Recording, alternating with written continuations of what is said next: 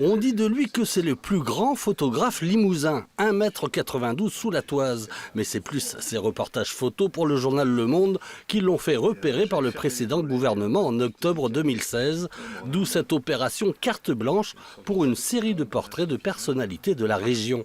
Un regard incisif et tendre à la fois, hors des écoles classiques, qui fait de Thierry Laporte un portraitiste atypique, particulièrement attachant. Moi, ce que je voulais, c'est une unité et qu'on ne se dise pas en regardant la photo, tiens, regarde lui, il est boulanger ou il est pompier parce qu'il est en tenue ou parce qu'il tient un objet dans les mains.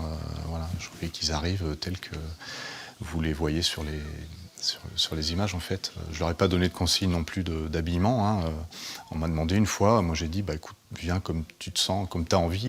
Une approche qui permet de capter un regard, une attitude furtive, qui surprend même ses propres modèles. C'est une confrontation avec un vrai regard.